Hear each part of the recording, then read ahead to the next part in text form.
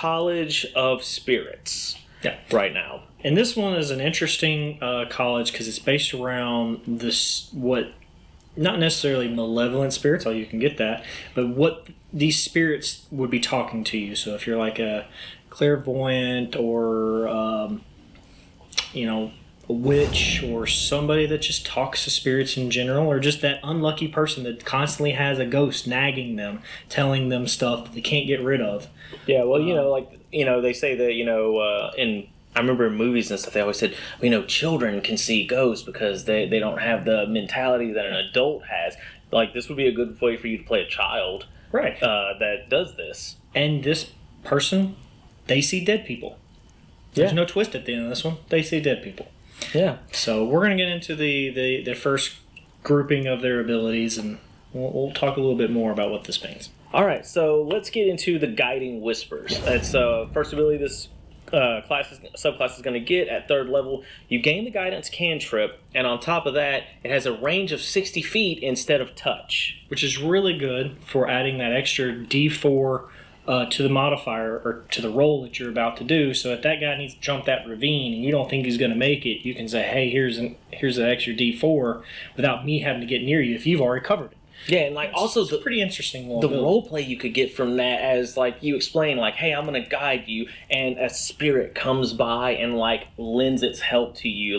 For the jump, it just gives you that extra little push. For the attack, the spirit guides your hand or distracts the enemy so you hit them. Or a spirit pops up and points to the one spot that you need to aim for, or the thing you were looking for. It's hey, it's right here, bro. It's right here. This is what you're looking for. Or a mystical blacksmith shows up and, kind of whispers in your ear, hit now. And then, that's when you had the D4, stuff like that. Yeah. That's a pretty cool ability. And the other one is Spiritual Focus. Now, you can, there's... extra focuses. You can focus. You can get, or foci. You can have a candle, a crystal ball, a skull, spirit board, or Taroka deck, which is very interesting. So you basically carry these things around, and it's your focus now. So when you're casting spells, your bardic spells, you use this to ignore the material components effectively, unless it costs something. Yeah. The next powerful part of it. Yeah, if you're actually using these specific focuses when casting certain spells, anything that does damage or heals. Restores hit points. Yeah, an extra D6. Yeah. This is not to be underestimated. This class at 3rd level gets an extra D6 on any of their bard damage and healing spells. Yeah. I'll say that again. An extra D6 on either bard damaging or healing spells. That's really good. Yeah, it's super good. It's a powerful ability. Not a whole lot of roleplay in that particular instance. Just, hey, the spirit helps you. But the spell focuses, though, that's where the role play is at. The spell focus is one thing, but also the damaging and healing. How do you explain the extra healing? Is the spirit actually going into someone's body and giving off a little bit of their essence, or for the damage, when you cast that spell, is a spirit following it like a crazy ghost flaming skull that hits them and does that extra necrotic damage? You could flavor that up in a lot of ways. You could. There could be interesting ways. But for the focuses, let's go into this because you had a great idea. So usually we save this towards the end of this subclass to get into what a character could be for this. But one of these, if you're the Taroka deck, you could be Yu-Gi-Oh! Have you always wanted to play Yu-Gi-Oh! or Yugi, actually, in D&D? This is your guy. The Taroka deck with the spirit of the cards. Or heart of the cards. In this case, it's the spirit of the cards. You can pull out the deck as you cast your spells and show what they are. You've got the, here I'm healing Dark hand. Magician. Yeah, Dark Magician. Blue Eyes White Dragon. All those different cards. You activated my trap card. Yeah, so instead of spirits, you're using the actual creatures from the Yu-Gi-Oh decks. Yeah, and they pop out of your cards just like they would in there. Imagine creating a Yu-Gi-Oh campaign where everybody had to be a College of Spirit bard. It would be interesting for some people, but it'd be maybe a good one shot. It'd be very trying for me, but that would be good because we've seen the Pokemon campaign. Why not do the Yu-Gi-Oh campaign? Yeah, that is true. All right, so now we're going to talk about the Tales from Beyond. Right. And this is an ability that is really used best in preparation, because what you're going to do is you're going to spend one of your bardic inspiration die, and you're going to get a spirit tail. And these can range from damage spells, buff spells, or just mobility give you spells. a random ability. Yeah, it's a random ability given to you by a spirit. It's going to tell you a story of something. Yeah. Stop, guys. Let me talk to Agatha real quick and see what story she tells me. And you're gonna get to hold that story until a short rest or a long rest comes. So that's where this preparation comes in. It's like, what tale did I get? I got the tale of the traveler. So we're gonna hold this, and then when it matters, I'm gonna bestow that on somebody within 30 feet of me, and they're gonna get this ability for the duration of it, which is either right then or a minute or an hour, or I don't know if any of them go an hour, but I thought there was one that did an hour. But it's the first one, I think. Oh, 10 minutes. 10 minutes. So you're going to hold that and then use that when it's best, right? So this is a really cool idea, and the thing I like best about it is that it scales with your bard level. Yes. Because there's 12 of them. But you start out with a D6, which means you're only going to get 1 through 6. Because you roll your dice to determine which tail you get. It's random, 100% random. You never know which one you're going to get. Yeah. And that's what's great about this one is it really promotes, hey, let's go all the way up in this. Yeah, and you will get... You got to get up to 15th level in bard before you can even get the D12s. Yeah, which they're strong. They're really strong. So this is a very, very great subclass that really promotes, I'm good unto myself. I don't need help from other classes to be good. It's just, the more you go into me, the more I'll do. Yeah.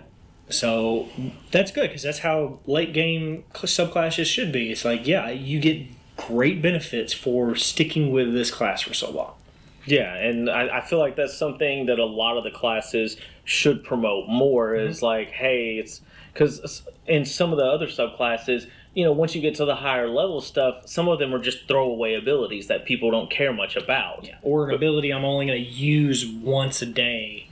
It's going to be really good in this one situation, but vast majority of the time, it's not. Yeah. In the case of this, these are useful. Yeah. I mean, they're random. What you get at 3rd level is going to increase as you level. It gets stronger as you go. And they're useful throughout the whole game.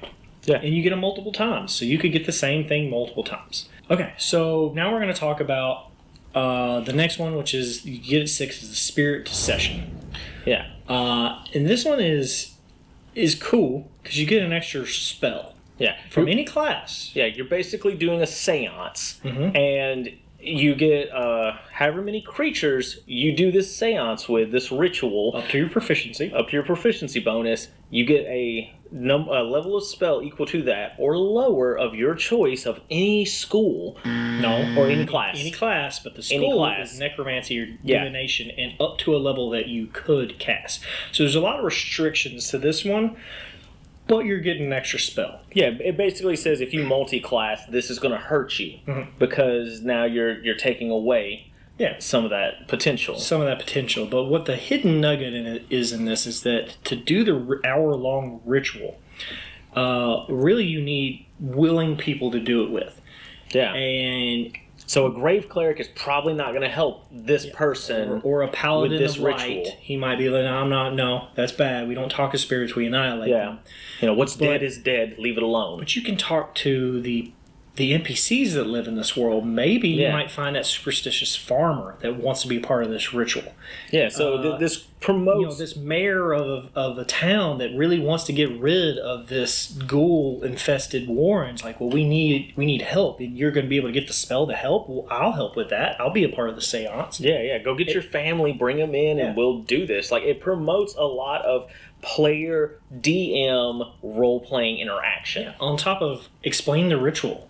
How are you going to do this ritual? Are you going to put candles? You have to draw a mark on Light as a feather, stiff as a board. Yeah. Are you going to do just classic table with a book, or is it more elaborate? Is it like is there a little machine that you set up that does all these little connections. Yeah, are you doing the Ouija board thing? Are you doing a Taroka deck and reading people out? Like, what are you doing? I mean, could you get the cube from Hellraiser? Have you found that? And it does it moves and stuff, and you have to contact. I feel like depending on what spell you choose is gonna be how you describe your ritual. Yeah, and this is something for DMs to also explain too. Like, what talks to them to give them this? What, through this ritual, because their essence grabbing knowledge that is out there. So what is giving them this knowledge? Yeah, it's like okay, like I really want inflict wounds because we got to go kill something. All right, so maybe you get everybody together and you're summoning the spirit of El Diablo, and like that's what's going to give you that death touch. Yeah, or hey, we're high level. We need to find something, but we can't really get in there. Let me find the divination spell that lets me look on people. Oh, you need clairvoyance. Oh, okay. Well, cool. We'll get something that'll give me that ability, and we can find that creature we're looking for. We're hunting for that werewolf. Yeah, or scry. Yeah, scry. Or the little eyeball that floats all the way through, like the second level divination spell. Magi or Magic Eye? Yeah, something whatever. Like Arcane Eye. Arcane Eye. There we go. See? Really cool abilities that you could get with this. That seems like kind of a throwaway, get an extra spell, but no, that's got a lot of play. A lot of good roleplay potential in that one. Really. The next one is Mystical Connection. Super simple. Yep. Your spirit tells, you roll 2 dice, pick whichever one you want, and kind of the roleplay on that one though is, 2 spirits show up. Which one are you picking? Yeah. Is it Don Quixote? Or is it Albert Einstein going to tell you a story? Is it that goblin you killed at first level, or is it that dragon at 9th level you killed? Because another interesting bit is that you can be connecting memento mori, mementos of death, and keeping them with you, so you can contact the spirits of the ones you've destroyed, or vanquished, or just saved. Yeah, that could be the interesting part of it. And so I'm telling you right now, though, if I'm playing this subclass and the spirit of Jean-Claude Van Damme shows up, I'm picking him every time. I need the spirit of Jean-Claude. Unless Chuck Norris shows up, and then you have to go with Chuck Norris. Yeah, you do. Yeah. If you don't, you die. That's right. The beard engulfs you, and you fall into another domain of dread. Right. But that is the College of Spirits Bard, and how you could kind of roleplay a lot of these abilities. Yeah. I mean, because it has interesting little facets. It has some strong bits, but this one is really meant to connect with the world that you're in. So This is a subclass that is going to care about where you're at and who you've talked to and what you're going to do, which is a fantastic class to play and role play with. On top of it, I mean, you're part of the bards. The bard's job is to be charismatic and to talk to people and be inclusive, and now you're opening up another avenue of, well, I'm not going to just talk to you, I'm going to talk to that spirit over there, and we're going to learn something new that we didn't know before. Yeah. Which is cool. And also ability for you to write down the tales. If you're a clever writer, can you imagine a player writing down the specific tale that they heard and then sharing it with the party? Yeah. It also opens up avenues for the DM to introduce lore about the world. That's right. Yeah. Specifically the tale of the dragon. They might not know that there's a dragon in this domain of dread. Well, now they do, because there is a tale of this dragon. And then when somebody says, hey, wait a minute, you know about this dragon? And then, hey, now DMs, you have potential to set up another adventure. If they just beat something, it's like, well, this bard is now connecting you to tales of this realm or things outside of this realm. Yeah. And dropping little nuggets, of fun truth or wisdom or any of that inside this subclass.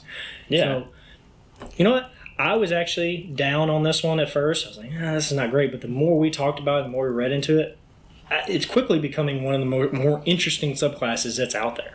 Yeah, I think it's a fantastic subclass that was very well built, and promotes a lot of roleplay. Yep. And that's the best part about it for me. Absolute best part. It's great.